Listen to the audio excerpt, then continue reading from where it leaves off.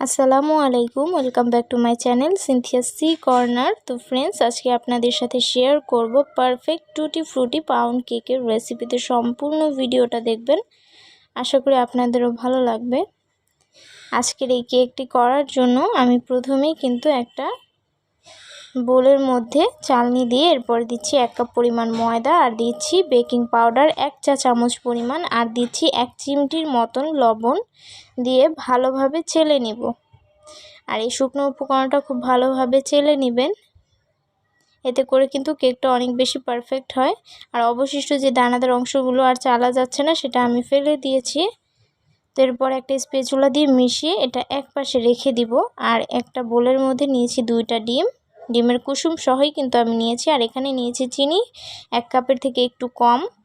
তো মিষ্টি যদি আপনারা বেশি খেয়ে থাকেন তাহলে 1 কাপ পরিমাণে নিয়ে নেবেন। আর এরপর এখানে দেখতেই পেয়েছেন আমি হাফ চা চামচ করে এখানে ভ্যানিলা এসেন্স দিয়েছি, আর হাফ চা চামচ দিয়েছি আমি বাটারস্কচ ফ্লেভার। তো আপনারা এখানে যে কোনো ফ্লেভার ব্যবহার করতে পারেন। তো এরপর এটা আমি ভালোভাবে বিট করে নিচ্ছি। তো এটা ফোম করার কিন্তু কোনো প্রয়োজন নেই, শুধু চিনিটা আমরা একটু গলিয়ে নিব। তো আপনার এই কাজটা কিন্তু ব্লেন্ডার জারেও খুব ভালোভাবে করে নিতে পারবেন।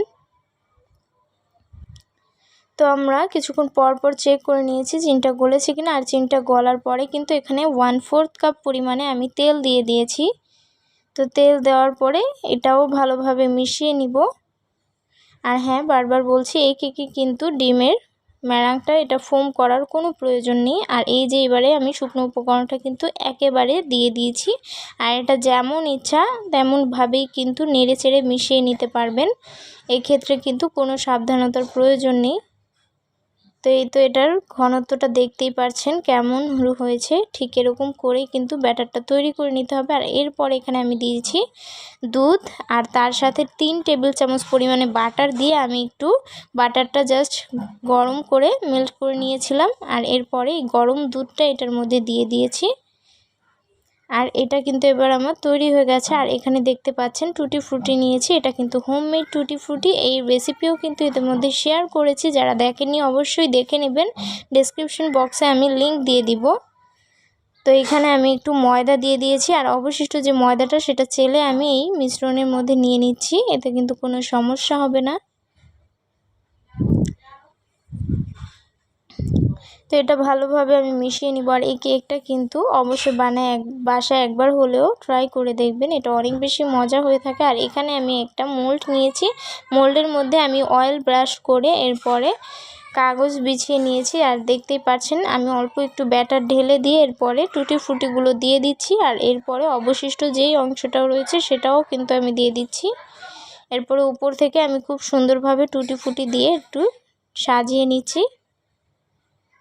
আর এখানে আপনারা যে কোনো ড্রাই ফ্রুটসও ব্যবহার করতে পারেন, কোনো সমস্যা নেই। তো এখানে আজকে কেকটা আমি হাঁড়িতে চুলায় করব, এর জন্য একটা হাঁড়িতে স্ট্যান্ড দিয়ে দিচ্ছি। আর হাঁড়িটা কিন্তু আগে থেকে আমি 5 মিনিটের মতন প্রিহিট করে নিয়েছিলাম। এরপরে আমি এটা দিয়ে দিচ্ছি। আর এটা কিন্তু খুবই সাবধানে দিবেন, কারণ হাঁড়িটা কিন্তু গরম রয়েছে, হাতে ছ্যাঁকা লাগতে পারে। তো এটা হতে আমার 40 মিনিট সময় লেগেছে।